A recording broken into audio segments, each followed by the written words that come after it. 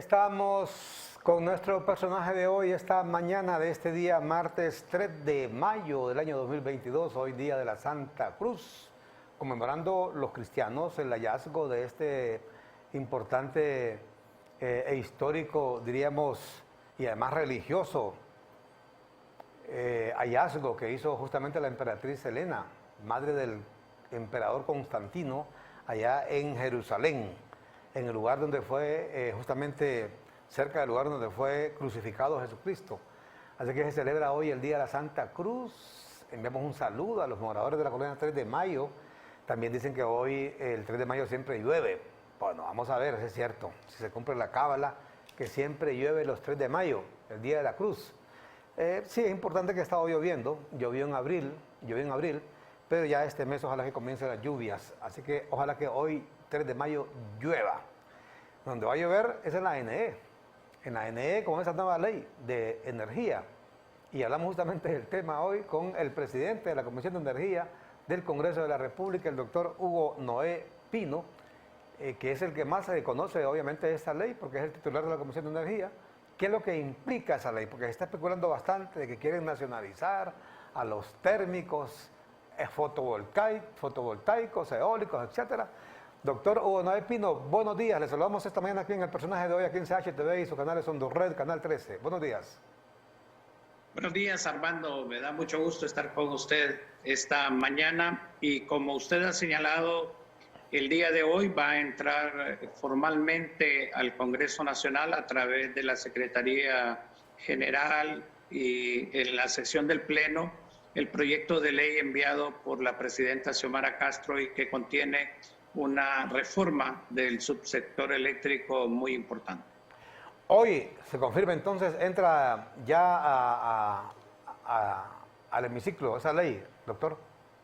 Sí, así es. Y lo que procede, Armando, es que el presidente Redondo la va a turnar a la Comisión de Energía y ahí empieza nuestro trabajo con los diferentes compañeros y compañeras de la Comisión de Energía. Una etapa inicial es en preparación del dictamen que hay que presentar al Pleno, es la discusión interna. Luego tenemos programado, Armando, escuchar a diferentes sectores, algunos de los cuales nos han solicitado su participación, por ejemplo, la Asociación de Generadores de Energía Eléctrica, el CIMEC, que es el Colegio de Ingenieros Mecánicos, Electricistas y Químicos de Honduras, así como ASJ. Entonces, vamos a tener un proceso de consultas previo a la emisión del dictamen correspondiente. Correcto, o sea, una especie como de socialización. El diputado Noé Pino, como vicepresidente del Congreso, o sea, ustedes van a socializar esta ley, diríamos, antes de someterla ya, de someter el dictamen a discusión en el Pleno del Congreso. Han habido dos etapas, Armando. Como usted ha podido apreciar, el Poder Ejecutivo ha comenzado también esa labor de socialización. Ayer se reunieron con un segmento de los productores de energía eléctrica. Hoy van a continuar las reuniones. Entonces, es una combinación tanto del Poder Ejecutivo como legislativo de escuchar los puntos de vista de diferentes sectores. Correcto. ¿Y cuánto tiempo podría prolongarse, por cuánto tiempo podría prolongarse este tema de la socialización de esta ley? ¿Para cuándo se podría conocer ya entrar el dictamen ya a discusión en el hemiciclo, doctor?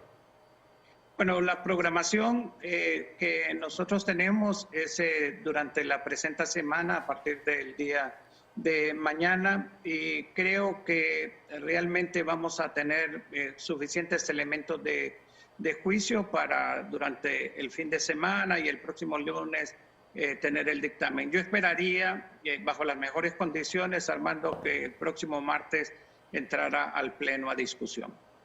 O sea que de hoy en 8, o sea que va a ser rápido ese proceso de socialización, doctor. Sí, porque los sectores que quieren participar hasta el momento no han sido exagerados, numerosos. Nosotros ya hemos comenzado el análisis de la ley, ya se tiene el concepto general de lo que busca y por lo tanto no requiere, digamos, de Y además, paralelamente está la parte del Ejecutivo y conforme a eso creo que podemos tener resultados concretos para la próxima semana. Correcto. Doctor, y antes de hablar de detalles de esta ley, así en términos generales, ¿qué se le puede decir a los hondureños? Porque cada vez que viene aquí, por ejemplo, el Fondo Monetario Internacional y hablamos de los diferentes gobiernos, viene a ver cómo resuelve este problema de la NE, que es el gran agujero fiscal que hay en el Estado, que no se puede resolver ningún problema presupuestario, ningún problema de déficit, si no se arregla el problema de la NE, porque es como la que le chupa toda la sangre al presupuesto de la nación. Doctor Hugo Noel Pino. Bueno, usted lo ha descrito en forma muy gráfica, Armando. La NE y los efectos que tiene en el subsector eléctrico es el principal drenaje de recursos del gobierno central y por lo tanto requiere el tratamiento de esta situación, lo que podríamos calificar de cirugía mayor. Y en este caso, uno de los aspectos que a mí particularmente me gusta del enfoque que contiene la ley es el elemento integral. La ley no solamente habla de algo que se ha venido hablando, como usted señala, y que no se ha hecho, como es el aspecto de revisión de contratos. Habla también de inversión en el sector público, tanto en la generación como en la transmisión. Habla de tener la oportunidad de reformar la Ley General de la Industria Eléctrica aprobada en el 2014, que creó un sistema de gobernanza en el subsector eléctrico que no ha funcionado y que es necesario reformar. Habla también de otros aspectos como es considerar el suministro de energía eléctrica como un bien público y como un derecho económico y social. En general, no se trata únicamente de abordar un tema, sino que abordarlos simultáneamente. Y un elemento que obvié, pero que es de los más importantes, Armando, es lo que está contenido en cuanto a la reducción de las pérdidas técnicas, sobre lo cual el gobierno de la República tiene un programa muy agresivo de reducción de pérdidas. Así que las características principales, altos precios en la compra de la energía eléctrica, ineficiencia administrativa, aspectos de falta de inversión en sectores, pérdidas técnicas y no técnicas, todo está siendo abordado en forma directa y comprensiva por este nuevo proyecto de ley. Bueno, es que hay gente inclusive que ha llegado a decir a la NE saldría más barato ponerle una bomba mejor, que estar viendo cómo se resuelve tanto lío que hay en esa empresa. Pero bueno, doctor, solo si me disculpa, vamos con un breve reporte, porque mire que ha amanecido hoy tomada la alcaldía de Tegucigalpa. Creo que es la primera protesta que tiene el alcalde, el amigo Jorgito Aldana, por parte de las empresas de barrido, las señoras barrenderas, ve usted. Han habido inclusive ahí una especie de enfrentamiento con colectivos del Partido Libre. ¿Qué pasa en este momento ahí en este sector? ¿Y dónde se encuentra ubicado exactamente? Ángel Galo, adelante, vamos con usted. En el centro de la capital, licenciado Armando Villanueva, a esta hora los empleados despedidos de las empresas de barrido pues han decidido tomarse la calle que está ubicada frente de la alcaldía municipal del Distrito Central. También hay presencia de los elementos de la policía municipal, así como la quema de llantas que se registra a esta hora aquí en la y también están reventando cohetes. Vamos a dialogar rápidamente. ¿A qué se debe esto? Cuéntanos. Buenos días, la verdad que estamos aquí indignados porque nos han despedido de aquí del trabajo cuando el alcalde muchas veces dijo de que a los de aseo no se nos iba a mover. Nosotros somos personas humildes, nos levantamos temprano a asear toda la ciudad.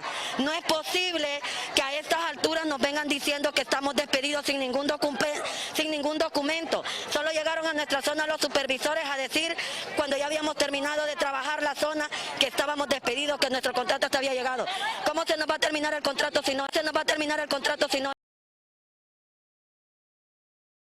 hemos firmado ni contrato ni estimación. ¿Cómo va a creer usted eso posible, que nos violenten nuestros derechos? ¿Cómo es que dicen que los del Partido Nacional nos están sacando por ser cachurecos? ¿Cómo es que somos cachurecos si los supervisores que caminan en moto son sectoriales del Partido Nacional y ellos se andan riendo de uno en las calles, sacándonos? Ellos tienen a sus mujeres y a sus familiares trabajando. ¿Por qué no se ponen la mano en la conciencia y lo sacan a ellos? No que a nosotros, que somos humildes, personas de la tercera edad, madres solteras, padres solteros, habemos discapacitados, compañeros con cáncer y personas hipertensas y diabéticas. ¿Cuántas personas son? Somos 72 micros multiplicadas por 5, aproximadamente venimos siendo como 600 a 380, porque de todo ese grupo ya han reentregado a varios, porque han dicho que se confundieron de código. Perfecto, muy amable. Bueno, vamos acá, vente para acá, Darwin, porque hay quema de llanta también, hay quema de llanta y están en este lugar los elementos de la policía antimotines, han llegado también hasta este sector, pero son los antimotines de la... No, sí son de la policía, ya está confirmado, acá estamos viendo que son de la Policía Nacional al quema de llanta y también, miren ese humo, tremendo, ¿verdad? Pero bueno, es lo que se registra a esta hora. Han traído varias bolsas de basura, de las mismas que recolectan estos empleados, son bolsas de basura. Yo pensé que eran estos agentes antimotines de la Policía Nacional, pero son agentes antimotines de la Alcaldía Municipal del Distrito Central, pero sí hay elementos de la Policía Nacional también en este lugar y pues aquí a la espera de lo que pueda ocurrir con este tema. Vente para acá rapidito, porque también acá hay más trabajadores. La quema de llantas que se registra, esto hace que obstaculice el tráfico vehicular en esta zona, específicamente en el centro de la capital, enfrente de la...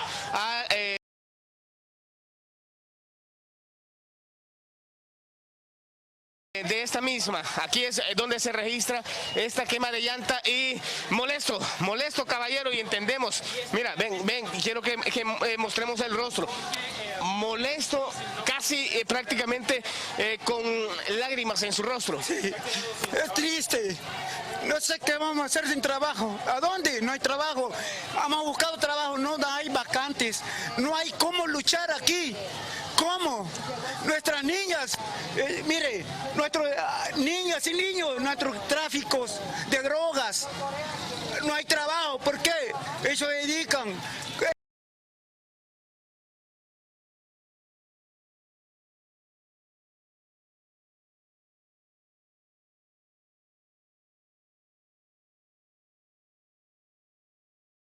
Ellos no miran las cosas de este país.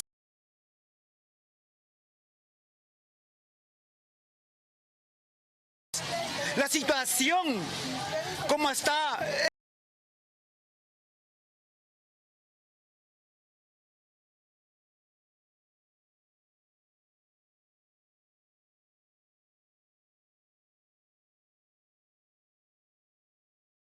En Honduras, es cierto, los gobernantes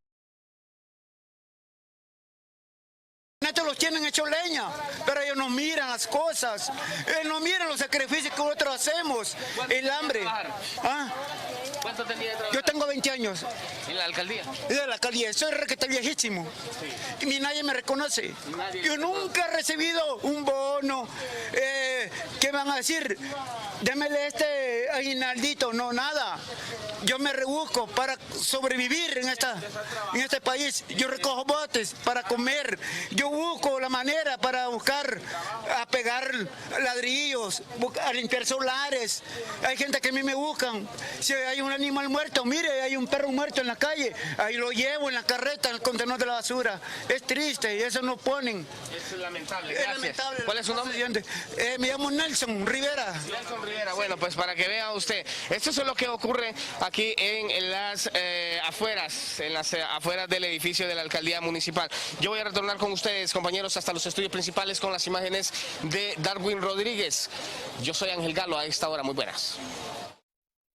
Muchas gracias a Darwin, a Ángel Galo con este reporte del centro de la capital, donde ve usted se mantiene ahí la quema de llantas, La protesta por estos despidos, bueno, denuncian ahí las humildes barrenderas que el alcalde Jorge Aldana las despide a ellas, pero no despide a los inspectores, o sea, a los jefes de ellas, que eso dices, también son cachurecos, son nacionalistas, pues, y que en todo caso dicen que despida a los inspectores que tienen pisto, o que tienen para comer por lo menos, y no a estas humildes barrenderas que son gente obviamente como el que entrevistaba, el muchacho que entrevistaba, el señor que entrevistaba, Ángel Galo, tiene 20 años de trabajar en la alcaldía, gente muy humilde, nunca le han dado un bonito, dicen, un bono, nada, solo trabaja ahí, nunca ha tenido vacaciones, no tiene seguro social, no tiene nada, él solo barre y barre y barre, ¿va? Y hoy lo despiden.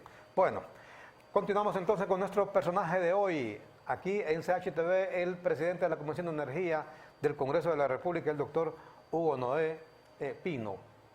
Doctor, mucho se ha hablado de esta ley que el fin desembocaría en nacionalizar sobre todo la generación térmica, la generación hidroeléctrica, fotovoltaica, etcétera.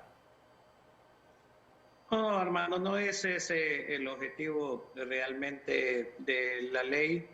En determinado momento es cierto que plantea la negociación de los precios, como ya se ha iniciado, porque usted conoce y es ampliamente también conocido de que los precios de compra que tiene la ANE en determinada producción de energía eléctrica son muy por arriba de los promedios que existen en los otros países centroamericanos.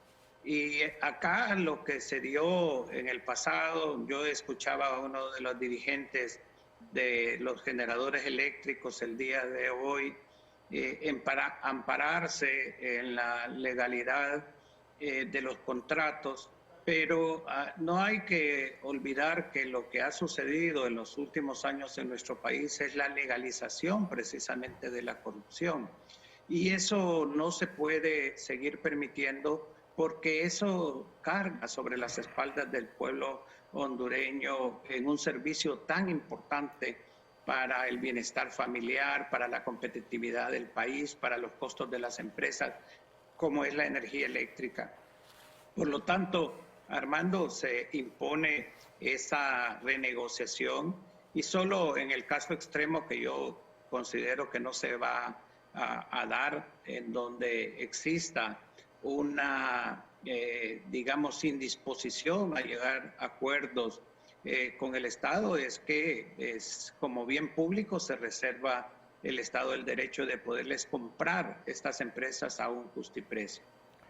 Correcto, y a eso íbamos, doctor Hugo Noé Pino, o sea, si alguno de estos empresarios, generadores, se negara eventualmente a renegociar,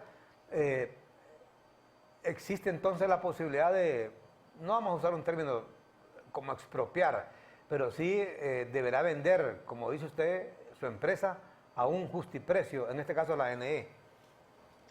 Sí, en efecto, Armando, porque una de las cosas que señala la ley desde su título es que el Estado debe garantizar el suministro de energía eléctrica. Y en este caso, a diferencia de cualquier otro producto, no se puede, digamos, dejar o aceptar algún tipo de amenaza en donde dice si no sucede esto, vamos a suspender el suministro de energía eléctrica. Eso el Estado no lo puede aceptar. Fíjese que uno de los elementos que también la ley contempla es que esa enorme mora acumulada para los generadores de energía eléctrica, el Estado con mucho sacrificio está dispuesto a pagar esa mora siempre y cuando se lleguen a arreglos completos sobre los nuevos precios de la energía. Recuerde que uno de los problemas enormes que tiene la ANE, entre varios, es que tiene una deuda histórica de 70.000 millones de lempiras y una mora que llega hasta los 14.000 millones. Entonces, para tratar de resolver este problema, tiene que haber un sacrificio de todos los sectores. Hay sectores que se han venido lucrando enormemente de esos contratos aprobados por el Ejecutivo y el Congreso Nacional, y que definitivamente el Poder Ejecutivo a través del ENE no puede seguir pagando. Correcto. ¿Y ese justiprecio cómo será definido, doctor? Porque eso es un punto muy importante, porque cualquiera pueda decir, bueno, si lo que quiere el Estado es realmente pasar esas empresas al sector estatal, o sea, que vuelvan a la NE, que sea la que genere la energía, sea eólica, fotovoltaica. Hay que recordar que también hay empresas eólicas acá que son, entiendo, europeas. Sencillamente le ofrece un justiprecio, entre comillas, bastante bajo, y la empresa no va a aceptar. Entonces el Estado va a poner como excusa que no quiso negociar y le quitan la empresa. Pues. Por eso le consulto, ¿cómo se va a definir ese justiprecio? Bueno, insisto, Armando, espero que este no sea, digamos, el resultado final de las negociaciones. Yo creo que va a haber flexibilidad. He escuchado a varios generadores de energía eléctrica que están dispuestos a negociar con el país, pero obviamente en caso extremo, la forma de hacerlo, de establecer un justiprecio, es hacer las auditorías correspondientes que determinen la inversión de capital efectuada inicialmente, la depreciación del equipo y otros elementos de mercado que son parte de una auditoría tradicional para determinar precios de activos. Correcto. Creo que este discurso del presidente de la Comisión de Energía es el discurso que debería manejar justamente el gobierno de la República. Y tener mucho cuidado, porque ayer escuchaba a un diputado hablando, casi que dijo o venden o venden. Entonces ya esa es otra cosa. Creo que no es correcto. No abona eso, porque hay que recordar que el país, la ENE misma, la ENE vive de préstamos, pues. El Fondo Monetario Internacional tiene mucho que ver en todo este tema de la NE, gobiernos extranjeros. Entonces, lo que se debe apelar es justamente lo que acaba de decir el doctor Bonilla de Pino. O sea, obviamente hay mecanismos para establecer un justiprecio de una empresa en el caso que no quieran, obviamente, reajustar sus tarifas, porque así también hay que decirlo. También tiene muchísima razón el doctor Bonilla de Pino. Mire, aquí hay empresas que también la Vox Populi lo dice, coludidos con políticos de turno en diferentes gobiernos, han hecho clavos de oro vendiendo la energía, el kilovatio hora, ya sea de cualquier tipo de energía, casi al doble, al triple, y en algunos casos me decían casi que al cuádruple de lo que se vende aquí mismo, no en Europa, no en América del Sur, en el entorno centroamericano, para no ir muy lejos, ahí en El Salvador, doctor, que estamos a la par ahí. Así es. No puede Tiene ser. toda la razón, Armando, y ese es uno de los motivos principales para sentarse a negociar. Yo creo que el tiempo en donde, digamos, por influencia política se aprobaron contratos en el Ejecutivo y en el Legislativo afectando los intereses de las mayorías se ha terminado. Usted conoce la famosa frase de uno de los asesores del expresidente Juan Orlando Hernández, que señalaba que en el Congreso se peleaban por ser parte de la Comisión de Energía.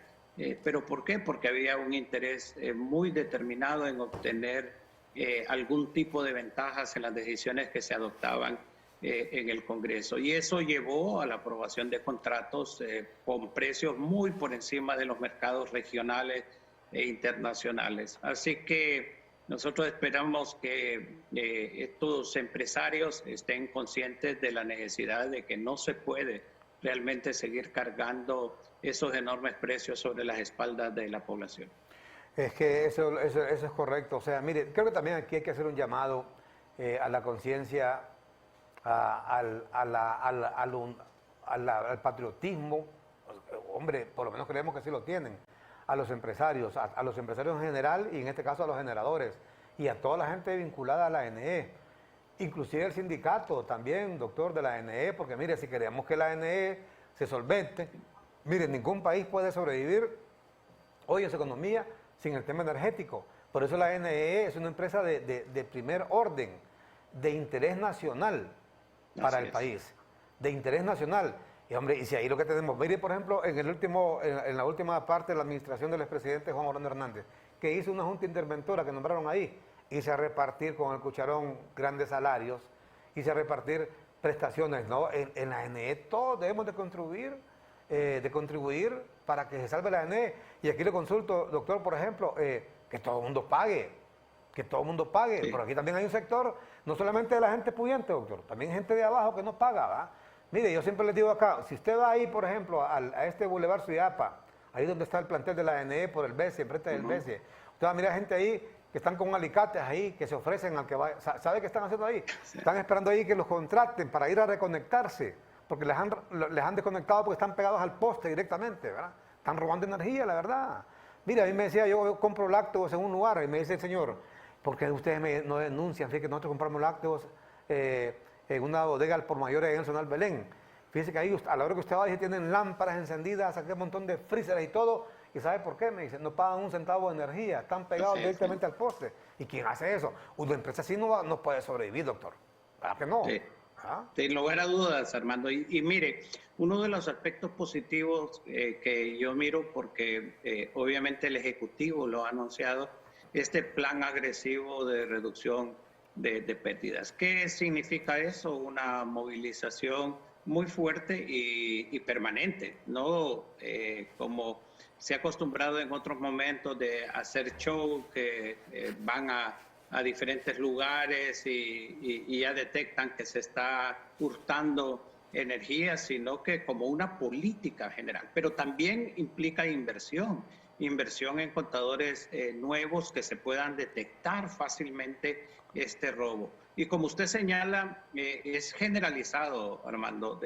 Obviamente que quien más consume, más roba, porque muchas veces hasta, no es ninguna sorpresa, hasta grandes empresas están conectadas o han hecho alguna manipulación a los contadores, pero también lo hacen a nivel intermedio y también lo hace la gente más pobre. En este caso, la gente más pobre, o por lo menos la que gasta menos de 150 kilovatios hora al mes, no está pagando energía eléctrica. Pero ese es un problema fundamental y usted nos ha llevado a otro elemento que el Poder Ejecutivo tiene que poner mucho empeño.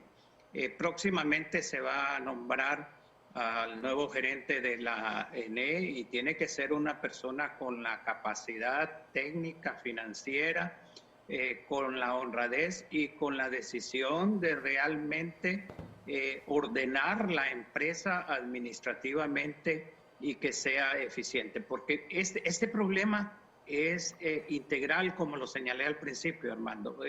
Las pérdidas, los contratos sobrevalorados, la ineficiencia, toda una serie de elementos, el contrato de EEH, todo esto forma parte de una de las problemáticas más complejas que el gobierno alguno ha enfrentado en las últimas décadas en el país.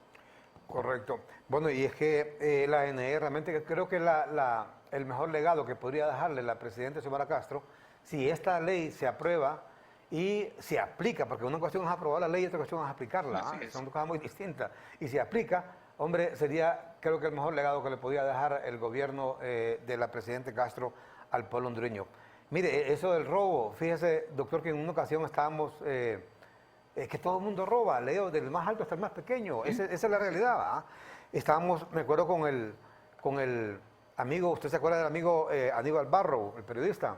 Estamos desayunando ahí en el Hotel Alameda, acá en Tegucigalpa, a la orilla de la piscina. Estábamos con el expresidente Zelaya, el Manuel Zelaya Rosales, amigo, en ese tiempo ni pensaba, creo, en ser ni candidato del Partido Liberal, el amigo Manuel Zelaya. Creo que usted también andaba corriendo ahí para candidato en ese tiempo. Estábamos ahí, desayunamos ahí. Entonces, cuando estábamos ahí, llegó un empresario de restaurante, ya platicando, que nos vio ahí, ya vio a Manuel Zelaya, ya fue a saludar y estábamos solos ahí, comenzamos a platicar. Pues en la plática le dice él que dijo que se había hecho cristiano. Entonces, eso lo contaba el otro día aquí con el Chele Castro, con Edgardo Castro. Dijo él que él tenía una persona ahí en la NE que le arreglaba el contador, dijo. Sí. Que solo le daba algo ahí y le arreglaba el contador y dijo, Sí, sí. pago como 3.000 empiras al mes, dijo. Sí, y sí. tiene un restaurante Sí, así grandísimo y todo. Entonces dije que como el señor Cristiano, llegó otra vez el empleado de la NE con el alicate ahí, listo ahí. No, espérate, le dijo. Fíjate que ya no, le dijo. Ya no va a seguir en eso, le dijo. Ya ahora soy otra persona, le dije, voy a pagar lo que tengo que pagar, le dijo. Bueno, qué bien, me dijo Melba ahí, nosotros, qué bien. Lo que pasa es que con el tiempo después lo vi que había en los periódicos que ya no pagaba, que se estaba peinando el impuesto sobre ventas. Le cayó el zaro, la ley, porque no pagaba el impuesto sobre ventas, pero bueno, pero mire, así como... Y usted dijo, Armando, gallina que pica huevos. Sí, hombre, sí, es correcto. Ya no robaba energía, pero se peinaba el impuesto sobre ventas. Ay, hombre, pero bueno, mire, así como él, gente que roba energía, él se arrepintió, dijo, pero ¿cuánta gente vamos a esperar que se arrepienta? No, hay que caerles. Sí. Y gente también, de nuevo le digo, doctor, en esas barriadas, en todo Honduras, la gente también roba energía. Esa es la verdad. Y en eso el nuevo gerente del ENE tiene que tener mucho cuidado, porque lo que usted relata, yo lo he visto. Hace poco, ¿usted sabe cuánto es la multa por si lo encuentran? Cerca de 60,000 lempiras. Y la otra vez me contaba alguien que le habían encontrado, pues que estaba pegado directamente y que un empleado del ENE le había dicho, mira, esta es la multa, vos decidís, le dice, o me das a mí o pagar los 60,000. Y eso hay que cortarlo de raíz. ¿Y eso va en la nueva ley o ya está en la ley vigente? No, eso estaría en la disposición y voluntad del gerente de establecer dentro de la empresa todos los mecanismos de supervisión de tal forma de que no se den esas situaciones. Dado porque los mismos que hacen las operaciones de vigilancia, hay veces son los mismos que salen involucrados. ¿Sabe quién, a partir de cuándo era nuevo gerente de la NE y quién será, doctor?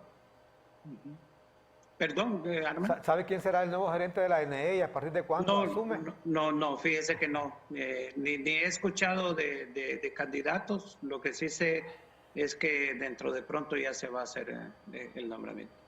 Correcto. Sí, porque hace falta ahí que nombren el actual gerente de la NE. Bueno, la función la está ejerciendo el ministro de Energía y hace falta ahí que nombren a esta persona que, repetimos, ese es el dolor de cabeza de muchos gobiernos, la NE, y hay que resolver ese problema. Pues en el mismo gobierno del presidente Zelaya, recuerdo yo, que anduvieron con escaleras ahí cortando energía, ¿va? Porque ese ha sido un problema la NE y hay que resolverlo. Ahora, con esto de las... ustedes comienzan entonces inmediatamente un proceso de socialización, diríamos, con las empresas. ¿Qué va a pasar, por ejemplo, con la EH, doctor? Bueno, primero me gustaría señalar, porque la noticia que ha trascendido en estos 2 días de la semana es la demanda que interpuso el gobierno de Honduras a EH, pero yo quiero señalarle al público en general, Armando, que también la EH tiene 3 demandas contra el gobierno de Honduras. Acá, desafortunadamente, tenemos una situación heredada donde el gobierno anterior incumplió muchos de los términos del contrato, pero la EH realmente también ha incumplido el contrato. Entonces se ha establecido un mecanismo de diálogo para tratar de llegar acuerdos mutuamente satisfactorios. Sin embargo, esto está en proceso, pero no se puede, digamos, descuidar que si Honduras no hace las acciones como la que se acaba de hacer, contrademandar, diríamos, entonces quedaríamos en una situación muy frágil. En lo personal espero, Armando, de que se puedan encontrar soluciones. Faltan aproximadamente 14 meses para el vencimiento del contrato y posterior a eso iniciaron un proceso en donde ya no se dé esta gran cantidad de reclamos del público. A nosotros, por ejemplo, en el Congreso diariamente nos llegan personas que, digamos, consumen entre 150, 200, 250 kilovatios al mes y le salen recibos de 40,000 lempiras mensuales. Entonces, con EEH se está en un proceso de diálogo debido a lo que antes señalé, tanto a los incumplimientos que ellos se han dado como para ver la posibilidad de que finalice ese contrato, pero con acuerdos satisfactorios para ambas partes. Ese es un punto muy importante que también enumera el presidente de la Comisión de Energía del Congreso, porque mire, ¿cuánto falta para que este contrato termine? La pregunta es, ¿valdrá la pena meterse a un lío internacional de demandas para tan poco tiempo? Si ya se cruzó casi todo el río, diríamos, con todos los problemas que se han dado. Bueno, ya en la parte final hacer esto, no sé, pero ahí se tendrá que analizarlo el Estado por conducto del gobierno, si es como por ejemplo ese tema del juicio político. Digo, ¿valdrá la pena hacer un juicio político a esta altura, doctor? Cuando ya tanto el fiscal general como el de la Corte se van, lo que van a hacer es abrir un portal que después por cualquier babosada lo van a querer estar abriendo, que cualquiera que sea, juicio político, que juicio político, ¿y quién está en el gobierno? El Partido Libre. A cualquiera que esté haciendo algo que le van a querer meter juicio político, no se debe abrir un portal así por así. Si ya se van a ir, pues ya se van a ir. En todo caso, ya queda poco tiempo. En el mismo caso es lo que ocurre con la EH. Pero bueno, el tema, solo un paréntesis, doctor, con esto del subsidio que puede hacer el Congreso de la República. El subsidio que anunció la presidenta Castro, que alguna gente denuncia que no le está llegando a todo el mundo. Alguna gente que consume menos de 150 kilovatios hora y no le están aplicando el subsidio. Al contrario, dicen que le están llegando ahí recibos hasta de 1,000 lempiras, 1,200 lempiras. ¿Qué se podría hacer en ese caso? Sí, nosotros hemos consultado sobre ese tema porque recibimos múltiples quejas al respecto, Armando. Y el ministro de Energía nos ha señalado dos factores que pudieran estar incidiendo en algunos casos. Uno de ellos es que el subsidio se aplica, digamos, por zonas. Y si usted vive en una zona de alta plusvalía, independientemente de cuánto gaste, no se le va a aplicar realmente el subsidio. Y en segundo lugar, hay en algunos casos en donde hay múltiples, digamos, huéspedes, no de las casas, sino que lo que antes llamábamos y que todavía existen cuarterías, por ejemplo, Armando, que están, el contador está a nombre de una sola persona y de la cual se alimentan diferentes familias. Entonces, hay veces sale realmente estos montos altos precisamente por ello. Pero no podemos dejar de desconocer que muchas veces se deben también a problemas de lectura o a problemas de promedio que realmente se le ha señalado a la empresa de energía Honduras tiene que corregir. Correcto. Bueno, una vez me contaba, creo que fue don Fito Facusé, que él tenía una casa de playa allá en Tela y le salía el subsidio, creo que fue en tiempos de Maduro. Imagínense pagar el subsidio. Sí. Esas son cosas que es importante y ahí es donde uno se refiere a focalizar el subsidio, ¿verdad? Porque cuando se le da subsidio a las personas, digamos, que no lo necesitan, usted está derrochando recursos. Es correcto. Doctor, ¿y la ley contempla, esa nueva ley que entra hoy al Congreso, contempla si se va a seguir cuando concluya el contrato de EH, ya sea con esta empresa o con otra, para que haga lo que el papel que hace EH, reducir las pérdidas, el cobro de la mora, o va a asumir ese rol la NE con la nueva ley? No lo dice explícitamente, Armando, pero es bastante claro que hay que recordar varias cosas que están incluidas en el contrato con EH. En primer lugar, que es una asociación público-privada. En segundo lugar, que es un fideicomiso a través de un banco del sistema financiero. Y una de las políticas principales es que estos fideicomisos, dentro de poco se va a enviar una ley también al Congreso sobre estos fideicomisos, desaparezcan de tal forma de que regrese el principio de caja única al erario nacional.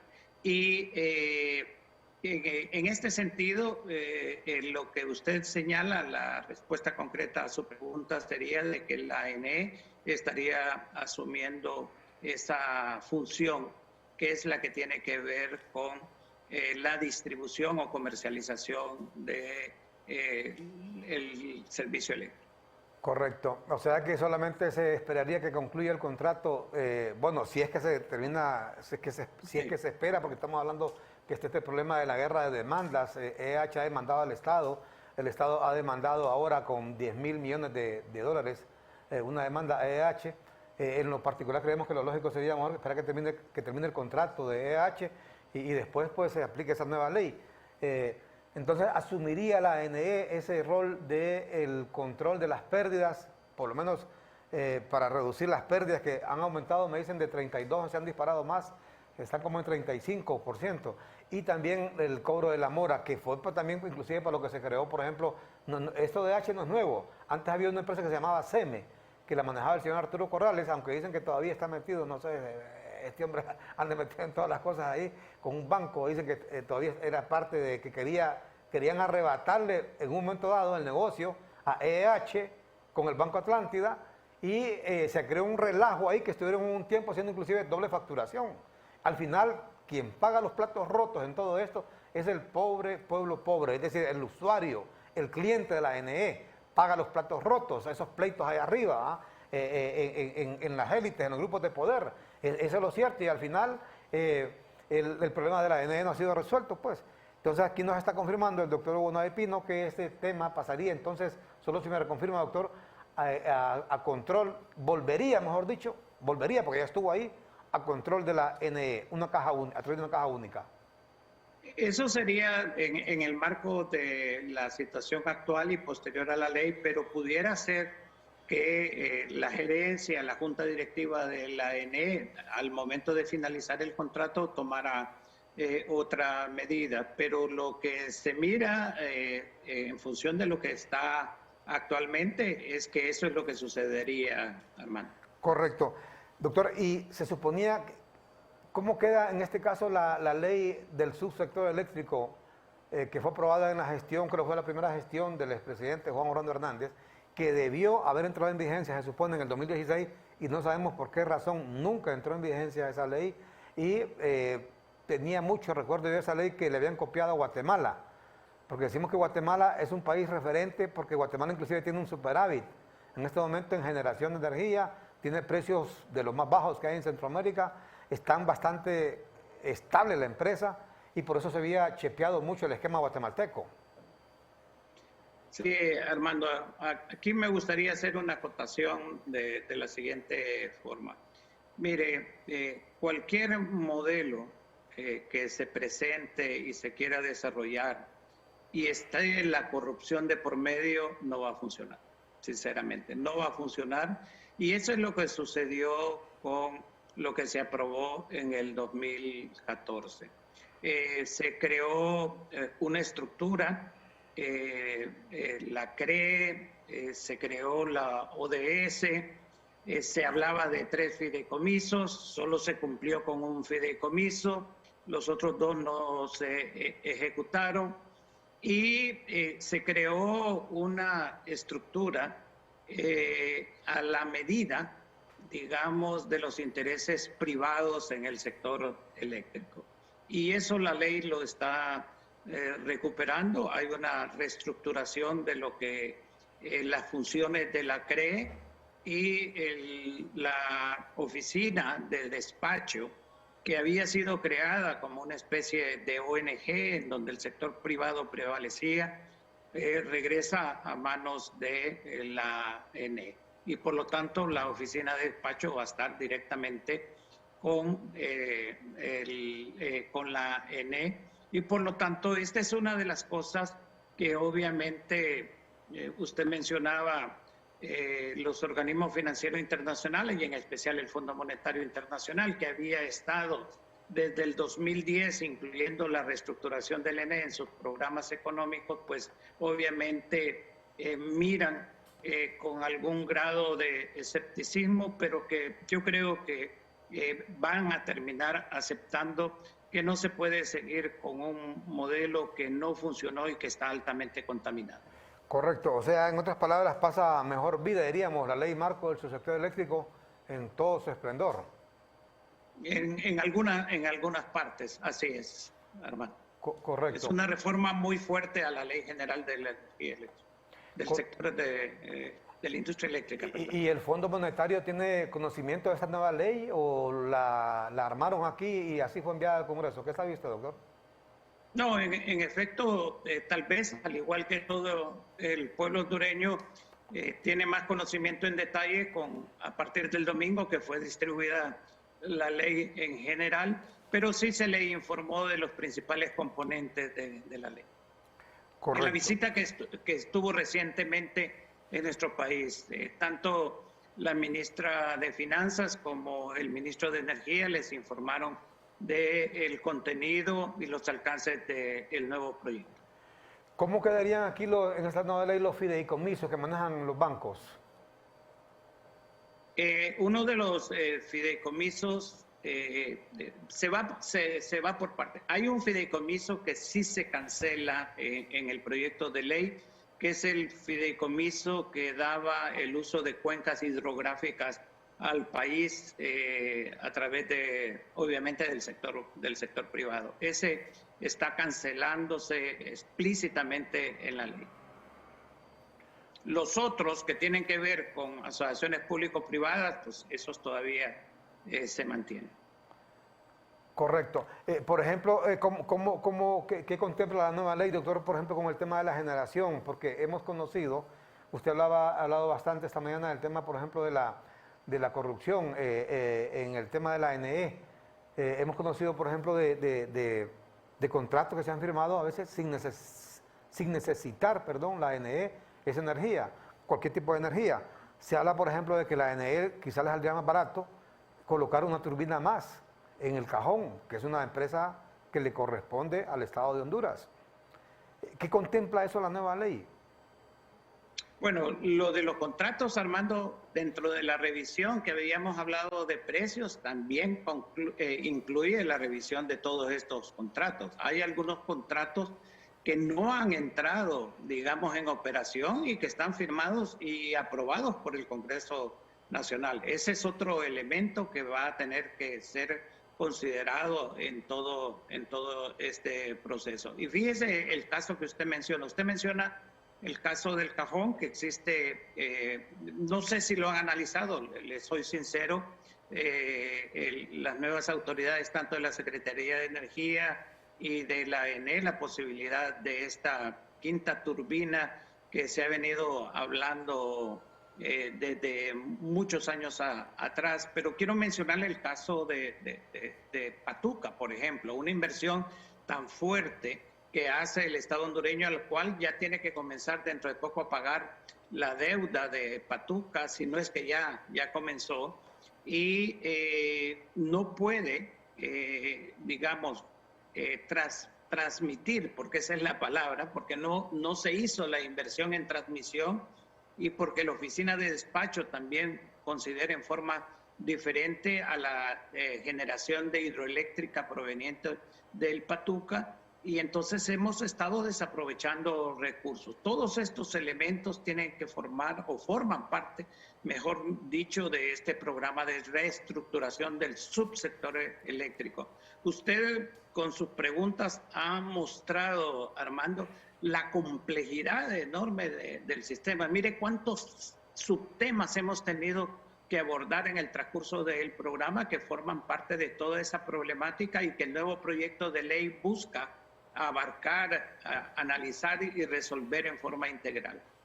Correcto, bueno, es que es un tema bien complicado esto de la NE. Usted mencionó el tema de Patuca 3, Me tocó estar ahí, recuerdo cuando inauguraron el inicio de los trabajos de este proyecto a través de una compañía china, Sinohydro, y lo que se vendió fue que esta compañía, esta represa, Patuca 3, iba a venir a solventar todos los problemas energéticos en toda esa parte de Olancho, parte inclusive de la Mosquitia, Colón, etcétera. Pero hemos sabido ahora que este tema que plantea el doctor Hugo Noé Pino ha salido un fiasco, diríamos. O sea, no concuerda en absoluto la inversión que se ha hecho ahí. ¿De cuánto ha sido esa inversión, doctor? ¿Y cuánto lo que está generando? O sea, es hasta absurdo lo que se va a generar, que no concuerda en absoluto con la inversión. Si no recuerdo mal, Armando, son como 250 millones de dólares realmente lo que se invirtieron. Pero independientemente del monto, lo absurdo que usted señala es cómo es posible que una inversión de esa naturaleza no le esté redituando servicio de energía eléctrica al país en la capacidad que tiene. ¿Por qué? Porque no se hizo la inversión en transmisión de energía eléctrica y porque los contratos, por eso yo hablo mucho, Armando, de la legalización de la corrupción. Los contratos se hicieron de tal forma de darle ventaja a la entrada al despacho de energía de fuentes privadas y no de las inversiones que hacía el sector público. Bueno, por eso, doctor, porque ya estamos con poco tiempo, sabemos que usted tiene un compromiso, y le consulto, usted y yo sabemos que si no hay voluntad política, difícilmente se va a solventar este problema de la ANE. Podrán elaborar la mejor ley del mundo, la pueden importar de donde sea, pero si no hay voluntad política va a ser bien difícil. Hay voluntad política en el legislativo y usted ha percibido que hay voluntad política en el ejecutivo para enfrentar, como decimos los hondureños, agarrar al toro por los cuernos. Fíjense que es interesante porque esa es la primera expresión que iba a utilizar yo, que miro que por primera vez en el subsector eléctrico alguien toma la decisión de agarrar el toro por los cuernos. Y sí existe la voluntad política en el Ejecutivo muy firme de entrarle a este problema, aunque sabemos que no es un problema fácil, que no es un problema que se va a resolver de la noche a la mañana, como usted conoce, pero sí hay una muy fuerte voluntad política de parte de la presidenta Xiomara Castro, quien está enviando este proyecto al Congreso. Nosotros esperamos, Armando, que las diferentes bancadas nos acompañen en esta aprobación de la ley una vez que hagamos las consultas e incorporemos, de ser necesario, las reflexiones y los aportes de los diferentes sectores para que este proyecto de ley se constituya en el inicio de un proceso de rectificación de una producción de un servicio tan importante para el país como es el servicio de la energía eléctrica. Bueno, interesante y por eso creo que los interlocutores en todo este diálogo deben ser así, con esa paciencia, esa sensatez, diríamos, del presidente de la Comisión de Energía del Congreso, no actuar, como decíamos hace un momento, de un diputado que decía ayer, o venden, ¿verdad? El caso de los generadores, tampoco es de llegar aquí como Pol Pot y sus yemeres rojos, ¿verdad? A querer enviar al campo a medio mundo y a matar a la mitad de un pueblo. No es eso, sino que aquí las cosas debemos de arreglarlas por la vía civilizada, la vía del diálogo, y la ANE lo requiere en este momento histórico para que pueda ser rescatada y pueda tener también tarifas competitivas, porque ese es el otro punto, doctor. Honduras no puede competir con un sistema eléctrico como este. O sea, lo primero que preguntan los inversionistas, ¿cuánto cuesta el kilovatio hora ahí? Tanto, dije, mejor me voy para El Salvador, mejor me voy para Guatemala, dice, ¿verdad? Así que muchísimas gracias, doctor, le agradecemos. Y entonces, solo recapitulando, hoy martes entra ya la ley en el hemiciclo. Sí, mañana comenzamos en la Comisión de Energía a planificar tanto el análisis de la ley como las consultas que vamos a hacer a diferentes sectores. Perfecto, muchas gracias, doctor. Que tenga un buen día, Armando. Estamos a la orden. Igualmente, el vicepresidente del Congreso de la República y presidente de la Comisión de Energía del Congreso Nacional, el doctor Hugo Noé Pino, con nosotros esta mañana, hablando de este tema bien candente, diríamos. Mire, la ANE es el principal agujero fiscal. ¿Qué significa eso? Que se apruebe un presupuesto general de ingresos y egresos de la nación, pero todo ese presupuesto, mire, se drena, ¿sabe cómo es eso? Como usted, por ejemplo, ponga el agua en la casa y la tubería de su agua tenga una fuga, nunca le va a llegar agua, nunca va a tener agua como debe tener. O, por ejemplo, alguien que tiene un negocito, por ejemplo, de baleada, bueno, o un estanco de bebidas alcohólicas, imagine usted que su marido sea bolo y se beba todo el guaro o las cervezas, nunca va a aprovechar su negocio, el estanco, o la cantina, porque a su marido, mire, le encanta estar chupando, como decimos acá, empinando el codo, ¿va? Pues así la NE difícilmente va a salir adelante si la energía se está perdiendo. Fíjate las pérdidas, ya sea técnicas o por hurto, esa energía que se roba a la gente cuando se pega de manera ilegal a una acometida, esas pérdidas han subido en lugar de bajar. Ninguna empresa puede sobrevivir así. Usted, por ejemplo, si tiene una venta de baleada, que le roben los huevos, que le roben la harina, ¿cómo va a sobrevivir usted así? No puede, no puede. Ese es un punto. Y el otro punto es que la NE compra caro, le compra caro a los generadores y vende barato. Y vende barato. Si usted, por ejemplo, invierte 20 lempiras, 30 lempiras para hacer una baleada, por ejemplo, y la vende a 25. ¿Cree usted que puede sobrevivir así? Nunca. No puede sobrevivir. Tiene usted que darla por encima de lo que usted invierte, que es el problema que en este momento se está dando con la producción en el campo. Y eso es bien delicado. Es otro tema que el gobierno deberá analizar muy detenidamente. Porque en el campo, ¿sabe usted? Muchos productores, muchos campesinos están dejando de producir porque los fertilizantes se han ido al alza dramáticamente.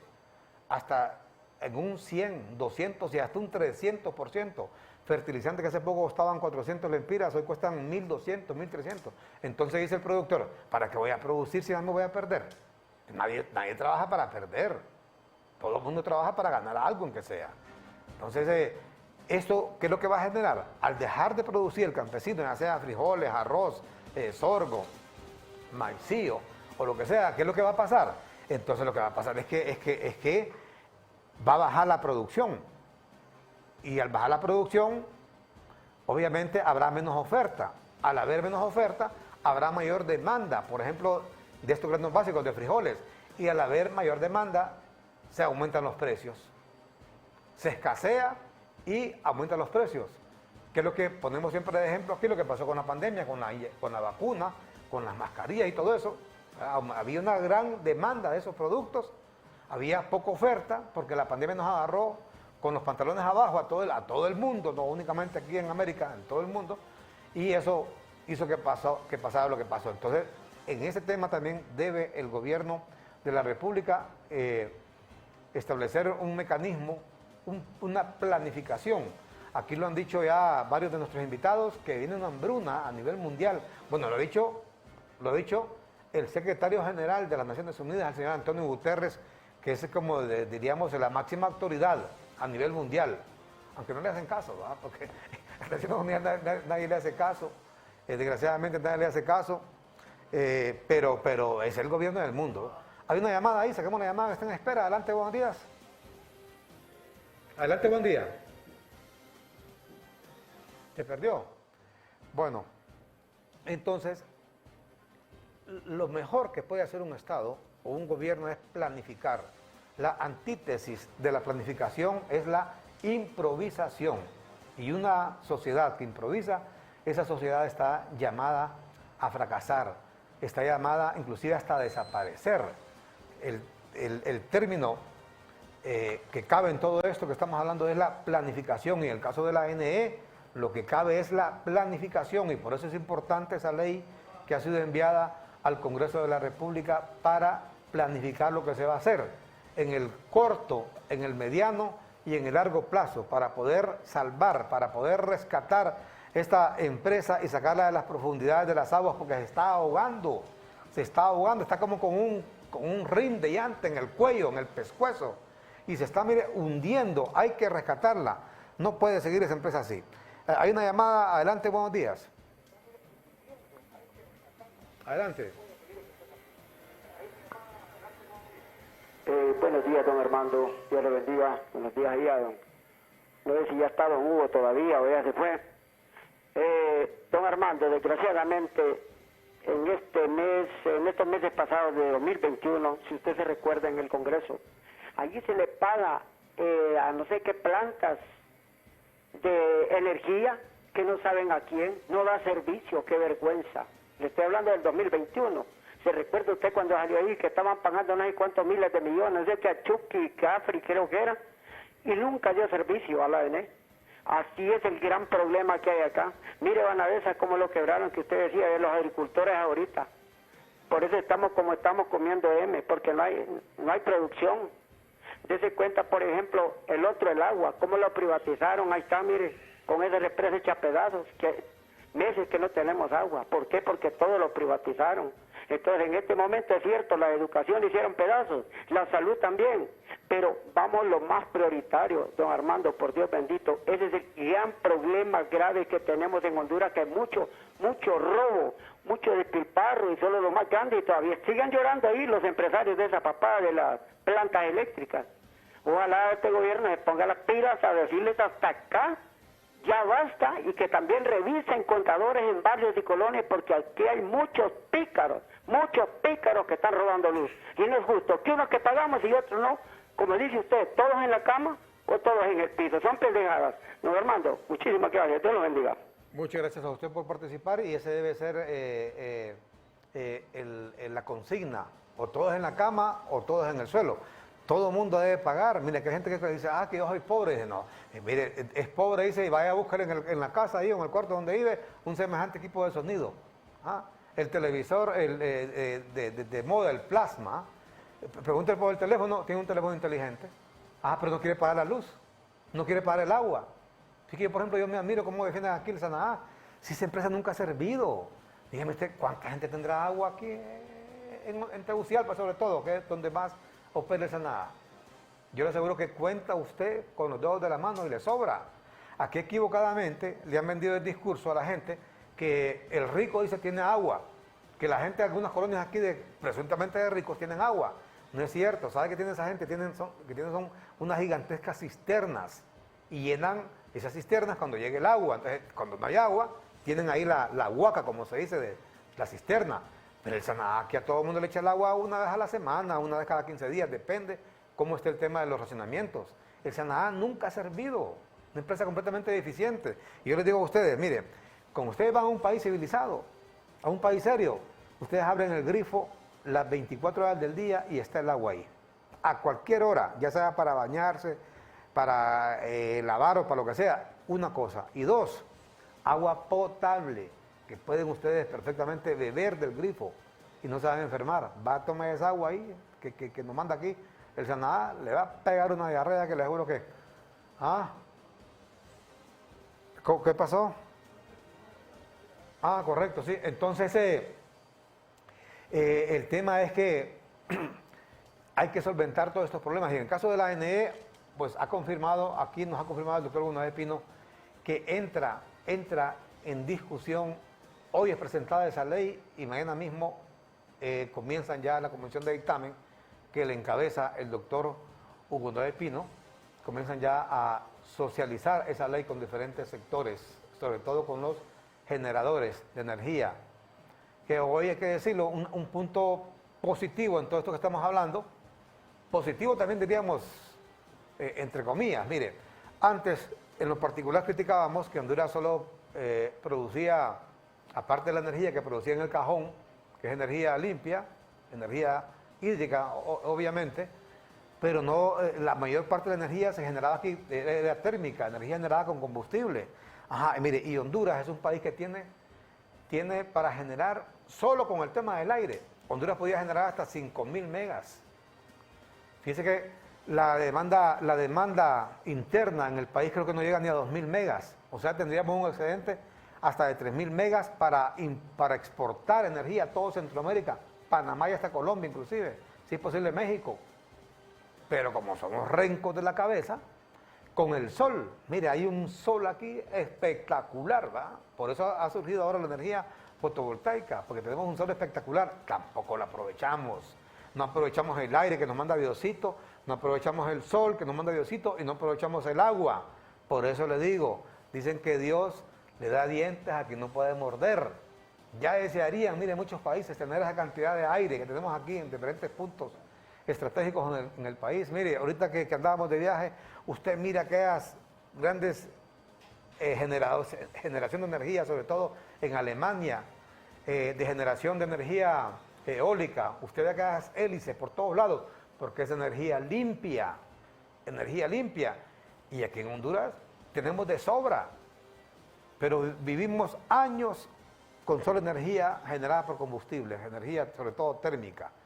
Pero hay que entrarle ese tema de la ANE. Lo más importante que nos ha dicho el doctor González Pino es que hay voluntad política. Eso es lo más importante, que haya voluntad política de agarrar al toro por los cuernos, porque cuando hay voluntad política no hay nada. Vamos a hacer una pausa y cuando regresemos continuamos con el foro de hoy, esta mañana aquí, el tema de la ANE y también hablando del tema de la alcaldía, donde ha habido protestas esta mañana por parte de las empresas de barrido, de las humildes barrenderas que han sido, desafortunadamente han sido despedidas. Son gente muy humilde que no tienen ningún beneficio social en la alcaldía, sin embargo han sido despedidas y ya se quejan de que los inspectores continúan trabajando en la alcaldía ahí y las despidieron a ellas, que son las que menos ganan, que son las que se asolean, las que aguantan polvo, lluvias, etcétera, las han enviado a la calle la nueva administración que encabeza